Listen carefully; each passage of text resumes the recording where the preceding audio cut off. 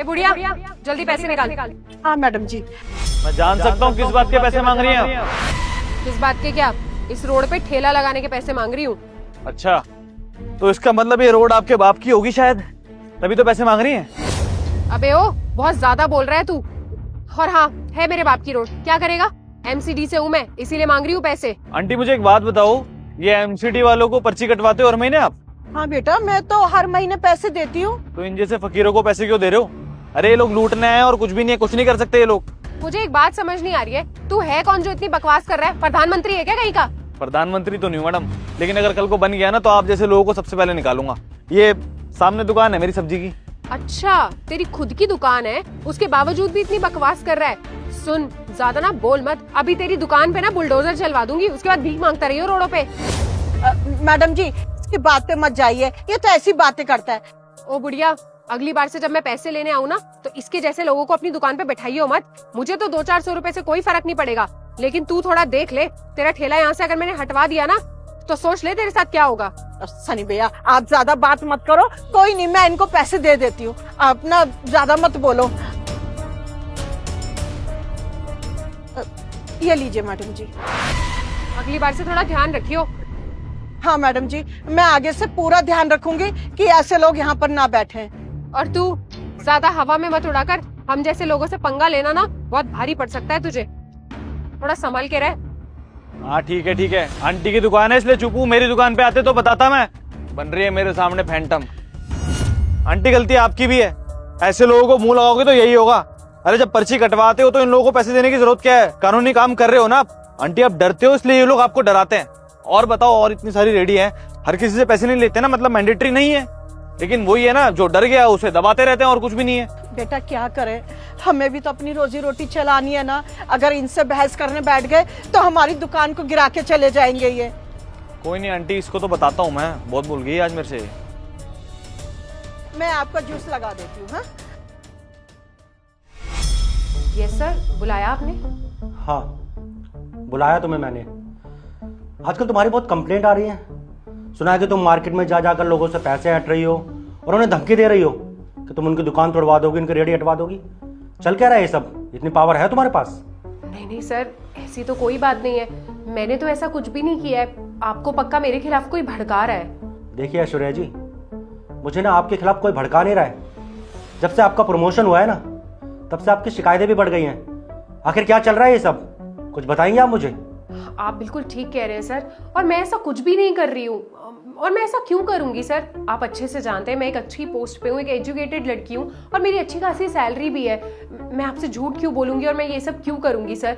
आपको जिसने भी ये कंप्लेंट की है ना, उसने पक्का आपसे झूठ बोला है सर। तो ठीक है, लगता है आप ऐसे मानेंगे नहीं। जिसने आपके खिलाफ शिकायत की है ना, उसी को बुला लेता हूँ यहाँ पर। आ जाइए।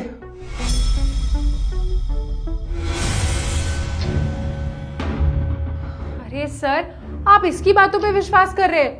अरे सर, ये तो खुद एक सब्जी वाला है, और मेरी ना इससे थोड़ी सी बहस हो गई थी, और आप इसके बारे में जानते नहीं। अभी एक नंबर का फ्रॉड है ये, धोखाधड़ी करता है लोगों के साथ, बदतमीजी करता है। और इवन सर, जब मैं इसकी शॉप पे गई थी ना, तो इसने मुझे भी छेड़ा था। इसको लगा कि मैं इसकी कंप्लेंट ना कर दूं, उससे पहले इसने मेरी कंप्लेंट कर दी सर। देखिए सर, मैं आपको बता रही हूँ, आप ऐसे लोगों से ना सावधान हो जाइए। मैं बहुत अच्छे से जानती हूँ इन जैसे लोगों को। बस करो ऐश्वर्या, तुम जानते हो वो कौन है? भाई है मेरा। और वो जो कुछ भी बोलेगा ना, झूठ नहीं बोलेगा। उसने तुम्हारे खिलाफ अगर शिकायत की है ना, तो एक एक बात सच है। सर आप कैसी बातें कर रहे हैं? ये आपका भाई कैसे हो सकता है? सर आप यहाँ के डिस्ट्रिक्ट मजिस्ट्रेट हैं, और ये एक सब्जी वाला है। एक सब्जी वाला आपका भाई कैसे हो सकता है सर? कहाँ आपका स्टैंडर्ड और कहाँ ये, मैं कुछ समझ नहीं पा रही हूँ। सही कहा तुमने कि वो एक सब्जी वाले हैं, लेकिन सब्जी वाले से पहले ना मेरे बड़े भाई जैसे हैं। और तुम्हें पता है, जो आज मैं कुर्सी पर बैठा हूँ ना, और जिस पोस्ट पर तुम मुझे देख रही हो, वो इन्हीं की वजह से बैठा हूं।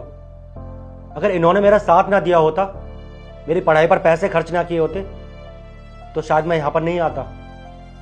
और तुम उनकी बेइज्जती कर रही हो, ये कह रही हो कि वो झूठ बोल रहे हैं। और एक डीएम होने के नाते मुझे बताने में बिल्कुल भी शर्म नहीं आ रही है कि सब्जी वाले मेरे भाई है। तुम जानती हो, मैं इनके पड़ोस में रहा करता था। हमारे ऐसे हालात थे कि हमारे पास ना खाने के लिए भी पैसे नहीं हुआ करते थे। और मेरा सपना था मैं पढ़ लिख कर कोई ऐसा काम करूं जिससे मैं अपने घर वालों का नाम रोशन कर सकूं। और मैंने ना अपने भैया से ये बात शेयर की तो इन्होंने मेरी मदद की, और ये सब्जी की रेहड़ी लगा लगा कर ही इन्होंने जो पैसे जोड़े वो मुझे दिए ताकि मैं अपनी पढ़ाई पूरी कर सकूं, ये डीएम की पोस्ट हासिल कर सकूं। और तुम मुझसे कह रही हो कि झूठ बोल रहे हैं। सर वो एक्चुअली मुझसे गलती हो गई सर, मैं अपने पोस्ट का गलत यूज़ करने लग गई थी। सर प्लीज़ मुझे माफ़ कर दीजिए सर, मुझसे छोटी सी गलती हुई है सर, प्लीज़ आप मुझे एक चांस दे दीजिए सर, आगे से ऐसा कुछ भी नहीं होगा। मैं मानती हूँ सर जो ये बोल रहे हैं वो सच है और मैंने ये सब कुछ किया है, लेकिन सर आई प्रॉमिस आगे से ऐसा कुछ नहीं होगा, प्लीज़ फॉरगिव मी सर। नहीं सनी, इसे माफ करने की कोई जरूरत नहीं, क्योंकि अगर आज तूने इसको माफ कर दिया ना तो इसकी माफी को देख के 10 लोग और उठेंगे जो गरीब लोगों का फायदा उठाएंगे। समझा तू? हमारे सिस्टम के लिए दीमक है ये लोग, दीमक। कितनी सैलरी होगी इसकी? 80,000, कम से कम 1 लाख तो होगी ना, सरकारी नौकरी है। और इसी बात का फायदा उठाते हैं ये लोग, क्योंकि सरकारी नौकरी है, सेफ है, कोई इतनी जल्दी हटाएगा नहीं सरकारी नौकरी पे से। इसको अपने 80,000 से 1 लाख की सैलरी कम पड़ती है सनी, लेकिन वो रेडी वालों का क्या, जो 500-700 रुपए दिन के कमाते हैं, हाँ, उसमें से भी 200-300 रुपए ये लोग ले जाते हैं। बड़ी मुश्किल से बेचारे अपना घर चलाते हैं, और अगर बाई चांस थोड़े बहुत पैसे बच जाते हैं तो सोचते हैं कि अपने बच्चों को पढ़ा दें। लेकिन इन जैसे लोग ना उनको पढ़ने नहीं देते हैं। तभी तो कहते हैं कि गरीब आदमी ना कभी जिंदगी में कुछ कर नहीं पाता, क्योंकि रिश्वत में सारा पैसा देना पड़ता है ना उनको। ऐसे लोग आते हैं, पैसे लेके चले जाते हैं, कहां से पढ़ाएंगे अपने बच्चों को? और अगर बाई चांस कोई पढ़ाना भी चाहता है तो गलत राह पे निकलता है, क्योंकि पैसा किसी तरह तो कमाना है ना उनको भी। देख, मैं मानता हूं कि हमारे देश में बहुत सारे पॉलिटिशियन ऐसे जो बहुत ज्यादा करप्ट है, लेकिन शुरुआत छोटे से ही होती है सनी। और जब तक ऐसे लोगों को तू साफ नहीं करेगा ना, तब तक हमारा देश साफ नहीं होगा। इस कुर्सी पे तुझे भगवान ने बिठाया है, तो तेरा फर्ज बनता है कि तू जितनी सफाई कर सकता है उतनी सफाई करे इस देश के लिए। जितने लोगों के साथ न्याय कर सकता है उतने लोगों के साथ न्याय करे। और एक बार इसकी नौकरी जाएगी ना, इसकी तरह 100 लोग जो होंगे ना, जो फ्रॉड करते होंगे, रिश्वत लेते होंगे, मैं गारंटी देता हूं छोड़ देंगे। सिर्फ इसकी नौकरी जाने के बाद ना 100 लोग सीखेंगे सही चीज। देख, इसने रेडी पे मुझसे जो भी बदतमीजी की, मैं उसका बदला नहीं निकाल रहा हूं इससे, लेकिन वो जो रेडी वाली आंटी हैं, वो जो अंकल हैं, सबको जानता हूं मैं। रोज का उठना बैठना है, कभी कभी किसी की बोनी तक नहीं होती, घर में सब्जी नहीं होती खाने के लिए, रात को 2-2 बजे उठ के पानी भरते हैं वो लोग अपनी बस्तियों में, पूरी नींद नहीं ले पाते, बीमार रहते हैं बेचारे। एक बार हमारा सिस्टम ठीक हो गया ना सनी, तो भले ही वो गरीब होंगे, लेकिन उनके घर में 2 वक्त की रोटी समय से पहुंचेगी। क्यों? क्योंकि उनकी मेहनत का सारा पैसा उनके घर में जाएगा। बाकी तू इतने बड़े ओहदे पर है, तेरे को जैसा ठीक लगे तू वैसा कर। मैं बस तुझे इस देश की सच्चाई बताना चाहता था और कुछ भी नहीं। सही कहा भैया आपने जो कहा है ना वही होगा। इन जैसे लोगों को ना ऐसे पद पे रहने का कोई हक नहीं है, जो गरीबों का हक मारते हैं, उनके हक की कमाई का पैसा खाते हैं। अरे इन लोगों को यही नहीं दिखाई देता कि वो लोग हम पर कितना भरोसा करते हैं, कितना विश्वास करते हैं, और ये उनके पास जाकर उनसे पैसे मांगते हैं। कभी ये नहीं सोचते कि वो गरीब इंसान कैसे अपने बच्चों को पाल रहे होंगे, कैसे अपने बच्चों को पढ़ा रहे होंगे। पर ये लोग कभी नहीं सोचते, इन्हें सिर्फ अपना फायदा दिखता है, अपनी जेबें गर्म करनी होती हैं। इतनी सैलरी लेते हैं ये लोग सरकार से, उसके बावजूद भी गरीबों का हक का पैसा खाना होता है इनको। अब तुम देखो, इस जॉब से मैं तुम्हें कैसे निकलवाता हूँ। तुम्हारी ना कंप्लेंट करूंगा, मैं खुद साइन करूंगा पेपर्स पे, ताकि तुम्हारे हाथों से जॉब जा सके। नहीं सर प्लीज आप ऐसा मत कीजिए सर, मेरी जॉब पे बात आ जाएगी सर, मेरा फ्यूचर खराब हो जाएगा, मेरा करियर बर्बाद हो जाएगा सर। मेरी गवर्नमेंट जॉब है सर, अगर मैं यहाँ से निकाली गई तो दोबारा कहीं जॉब नहीं कर पाऊंगी सर। मैं आपके आगे हाथ जोड़ती हूँ, प्लीज मुझे माफ कर दीजिए सर। आप बोले तो मैं इनके आगे भी हाथ जोड़ती हूँ। देखिए आप प्लीज मुझे माफ कर दीजिए, आप बोलिए ना अपने भाई से कि मेरे खिलाफ कंप्लेंट ना करें। कोई फायदा नहीं माफी मांगने का।